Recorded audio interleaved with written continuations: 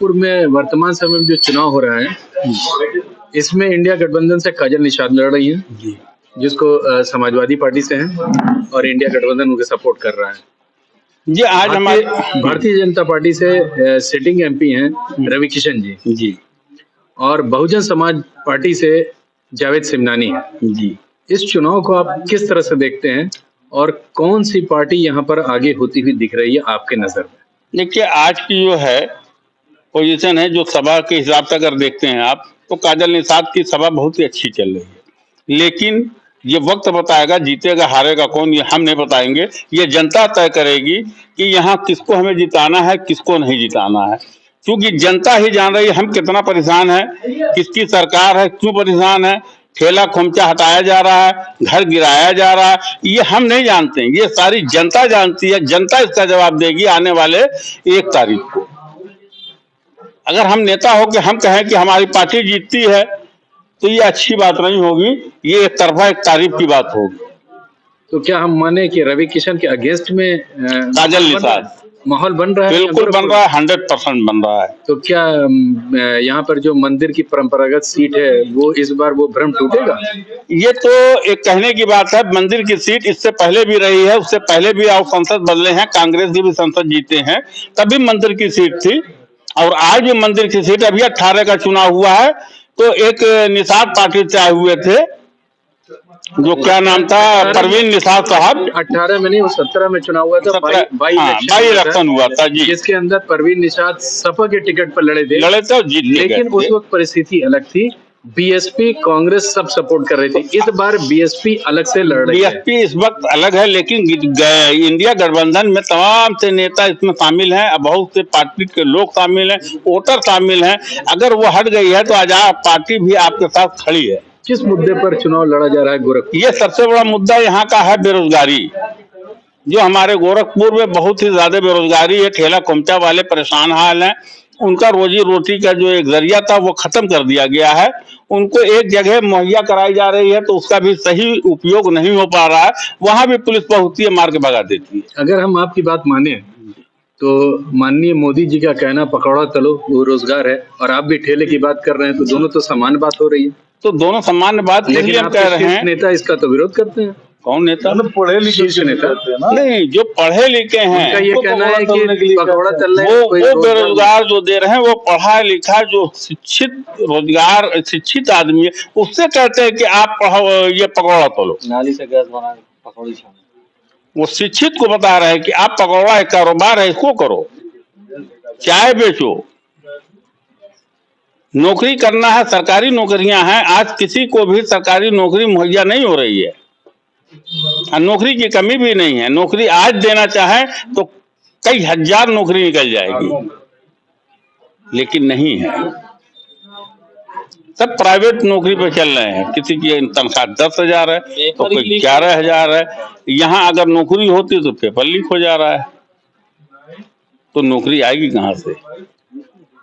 जनता से क्या अपील करेंगे भाई? इस चुनाव के लिए अपील ये है कि वो जो शिक्षित है वो अपने आप को देखें कि अगर हमारा फायदा किसमें है, कहाँ से होगा, वो वोट करेगा। जनता से अपील करने की कोई जरूरत नहीं। आज खुद सारी जनता जान रही है कि हमें वोट कहाँ करना है। जनता चिल्ला चिल्ला के बता रही, हम और आप नहीं बता पाएंगे, मगर जनता बताती है, जनता ही इसका फैसला लेगी। आने वाले दिन में जनता ही फैसला लेगी, नेता नहीं फैसला करेंगे। आज के दिन में जो भी फैसला आएगा वो जनता का फैसला आएगा। नेता को तो आप किनारे बैठा दीजिए।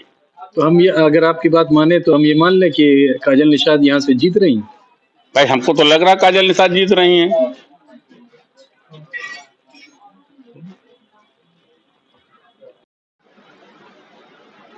डॉक्टर साहब, जो आगामी चुनाव आ रहा है लोकसभा का, उसमें डॉक्टर्स का रुझान किस तरह? ये सबसे बड़ी बात तो है, मैं ये कहना चाहूँगा, जो मतदान सभी को करना चाहिए। राष्ट्र निर्माण के लिए जो है मतदान सबको अपनी अपनी तरफ से जाके किसको चुनना है ये सबको करना चाहिए। तो मैं सबको मतलब संदेश देना चाहता हूँ कि हर व्यक्ति को अपना अपना मतदान जरूर करना चाहिए। अब सवाल आता है जो हम क्या उम्मीद करते हैं सरकार से। मैं डॉक्टर होने के नाते तो यही कहूँगा, जो सब समाज में, पूरा समाज में सबका स्वास्थ्य का देख रेख अच्छे से होना चाहिए और शिक्षा सबको अच्छे से मिलना चाहिए। ये दो सबसे बड़ी जिम्मेदारी है सरकार की, जो हर व्यक्ति को ये सुविधा जो है उपलब्ध कराना चाहिए।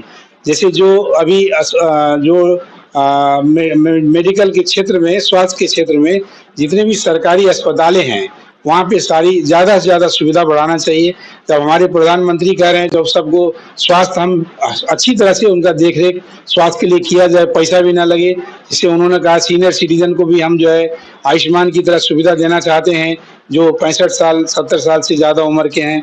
तो बहुत अच्छी बात है, वो सराहनीय बात है। लेकिन उसके साथ साथ जो हमारी सरकारी अस्पतालें जो गाँव में हैं, पीएचसी है, प्राइमरी हेल्थ सेंटर है, सीएचसी है, छोटे छोटे जो अस्पताल हैं, उन सब में डॉक्टर की मौजूदगी हमेशा होना चाहिए 24 घंटे, चूंकि मेडिकल की जरूरत तो हमेशा पड़ती रहती है। वहाँ की व्यवस्था अच्छी होना चाहिए, एक्सरे होना चाहिए, खून की जांच होना चाहिए। ये सब चीज़ पे सरकार को ज़्यादा से ज़्यादा ध्यान देना चाहिए। और स्वास्थ्य की बजट जो है, जो भी हर साल देते आए हैं, उससे ज़्यादा स्वास्थ्य बजट का पैसा बढ़ाने से उसका व्यवस्था ज़्यादा बेहतर होगा। सरकार को इसको ध्यान देना चाहिए।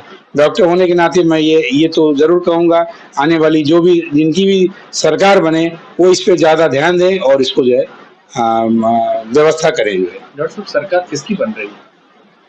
ये तो कहना मुश्किल है। सब लोग अपना अपना मतदान दें और सरकार और जिसकी भी बने, जो भी सरकार बनाए वो समाज के लिए करे, समाज के हर वर्ग के लिए, हर तबके के लोगों के लिए, छोटे हों बड़े हों, अमीर हो गरीब हो, युवा हो, महिलाओं का सुरक्षा हो, ये सब चीज करना चाहिए जिनकी भी सरकार बने। ये तो अभी नहीं कहा जा सकता कि इनकी सरकार बनेगी, और मतदान अभी बहुत बाकी है। अभी तो 2 ही चरण का मतदान हुआ है। तो इसमें अब जो भी सरकार बनाते हैं, जो भी पार्टी सरकार बनाती है, उनसे यही हम लोग सब अपेक्षा करते हैं। और ये तो डिपेंड करता है जो क्या किसका वोटिंग कितना होता है। Thank you. 405। देखिए, गोरखपुर में माननीय प्रधानमंत्री मोदी जी के बनारस के बाद गोरखपुर का नंबर आता है, क्योंकि यशस्वी हमारे माननीय मुख्यमंत्री योगी आदित्यनाथ जी हैं और ये बहुत गोरखपुर का अहम सीट माना जाता है। पिछली बार से ज़्यादा वोटों से भारतीय जनता पार्टी इस बार 10 लाख वोटों का टारगेट रखी है और उसमें हम लोग पूरा जीतने में सफल भी होंगे। उसका कारण ये है कि पिछले बार से ज़्यादा उत्साह इस बार लोगों के अंदर है। 400 पार का जो माननीय मोदी जी ने नारा दिया है, उसी को लक्ष्य के प्राप्ति के नाते हर एक कार्यकर्ता पूरे घर घर में जाके अपना जितना भी मोदी जी का कार्यक्रम किए हैं, चाहे एम्स दिए हैं गोरखपुर में, फर्टिलाइजर दिए हैं, तमाम चीज़ें आई हैं। यहाँ एयरपोर्ट देखिए, हमारे सांसद जी कितना फ्लाइट ला दिए हैं, माननीय रवि किशन जी। तो पूरे गोरखपुर में एक उत्साह का माहौल है और उस उत्साह के माहौल को हम लोग वोटों में तब्दील करेंगे। पूरा हम लोग का प्रयास है कि ज़्यादा से ज़्यादा माननीय रवि किशन जी भारी मतों से वोटों को जीते और एक मजबूत सरकार भारतीय जनता पार्टी की पूरे भारत में बनेगी, जो 400 पार सीट लाने का काम करेगी। मुद्दा रहा है जो कंटिन्यूअस कोविड के जमाने से चला आ रहा है, 5 किलो अनाज का जी, जो गरीबों को दिया जा रहा है, जो बीपीएल के नीचे जो राशन कार्ड धारक लोग हैं उनको दिया जा रहा है। अभी कल इंडिया गठबंधन के संयोजक मल्लिकार्जुन खड़गे ने 10 किलो अनाज की घोषणा की है।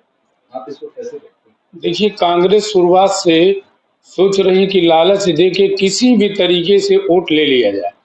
अब उनके पैर तले जमीन कांग्रेस की खिसक चुकी है, क्योंकि आपने देखा पिछले बार अमेठी से खुद राहुल गांधी जी हार गए थे।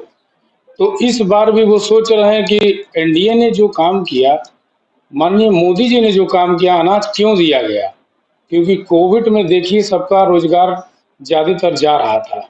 तो उन्होंने पहले अन्न धन योजना लाया कि भाई अन्न हर एक व्यक्ति का अधिकार है, उसको मुफ्त में मिलता है। अब उसी को बढ़ाते हुए उन्होंने आगे भी बढ़ाया, आगे भी वो निरंतर रखेंगे।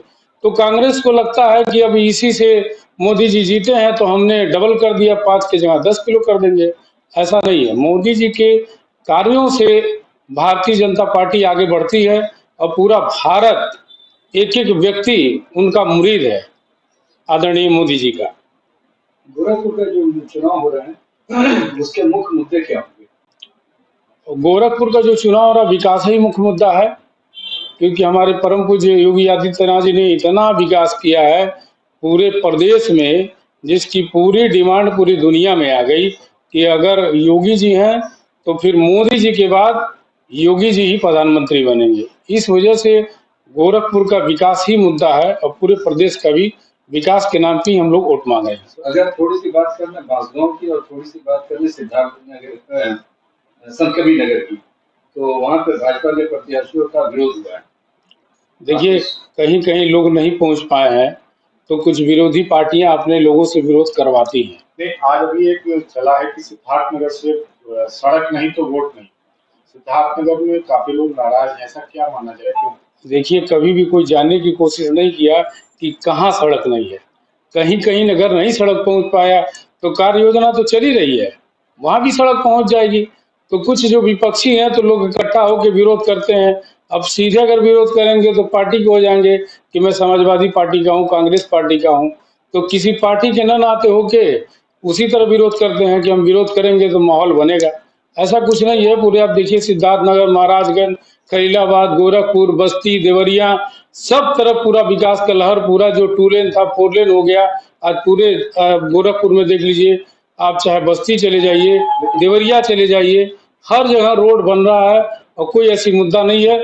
मुद्दा बनाया जा रहा है, उसका भी अगर देख के चुनाव बाद वो भी बन जाएगा। अभी थोड़ा रुका हुआ होगा तो वो भी बन जाएगा। बहुत बहुत धन्यवाद। सर अभी एक सिद्धार्थ संत कबीर नगर में काफी लोग नाराज जता रहे हैं। लोग चाह रहे हैं कि इस बार जो भी कैंडिडेट हो कायदे का है, लेकिन तीनों पार्टी कह रही है हम जीत चुके हैं। कहने से तो कुछ भी नहीं होता है, लेकिन मीडिया वाले भी पूरा हर एक आदमी लोग भी तो वोटर हैं। आप लोग खुद समझ रहे हैं किस मुद्दे पे वोट दिया जा रहा है, तो किस मुद्दे पे और कौन बताइए इस समय कोई एक नेता बता दीजिए जो माननीय मोदी जी के टक्कर में कोई विपक्ष का नेता हो जो प्रधानमंत्री योग्य हो। कोई भी नेता बता दीजिए, ऐसा कोई नेता नहीं है। बनेंगे, मोदी जी बने हैं, आगे भी मोदी जी ही बनेंगे।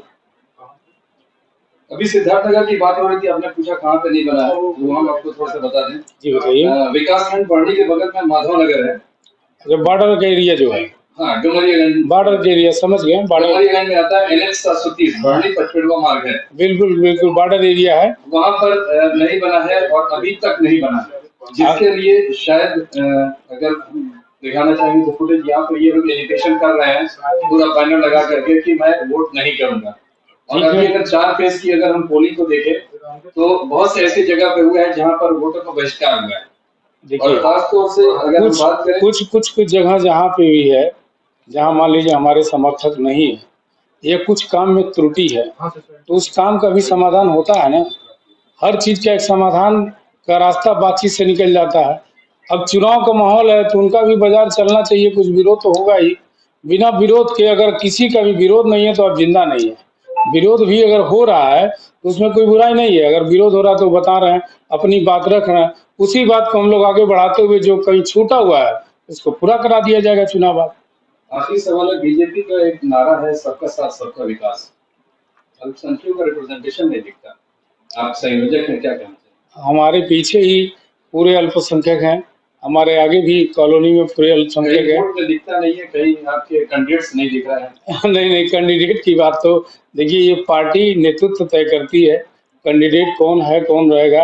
लेकिन जो अल्पसंख्यक की बात आप लोग कर रहे हैं, विपक्षी द्वारा भी किया जा रहा है, तो आप देखिए कि जब से हमारे परम पूज्य मुख्यमंत्री जी बने हैं मुख्यमंत्री 2017 के बाद, पूरे प्रदेश में कितना शांति आया। 25 करोड़ की आबादी है, ऊपर ही है। आप देखिए कहीं भी लड़ाई झगड़ा दंगा बवाल नहीं हो रहा। ये चीज पहले क्यों नहीं हो सकता था? हो सकता था, लेकिन नहीं होता था क्योंकि अल्पसंख्यकों को बरगलाया जाता था कि आपका विरोधी हिंदू है, लड़वाया जाता था, हर जगह हिंदू मुसलमान किया जाता था। लेकिन माननीय मुख्यमंत्री जी के नेतृत्व में जो प्रदेश सरकार हमारी चल रही है, आज पूरे गोरखनाथ मंदिर में देखिए कितना दुकान लगता है मुस्लिमों को, कोई दिक्कत नहीं है किसी को। ये सिर्फ कहने की बातें हैं। चुनाव में रिप्रेजेंटेशन की बात कर रहा हूँ। चुनाव में देखिए पार्टी 2 प्रमुख लीडर हुआ करते थे, शाहनवाज और मुख्तार, उनको भी टिकट नहीं मिला है। देखिए ये पार्टी नेतृत्व तय करती, मैंने पहले ही कह चुका है। इसमें हमारा कोई रोल नहीं है।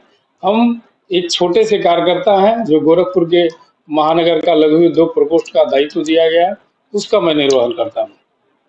बहुत बहुत धन्यवाद।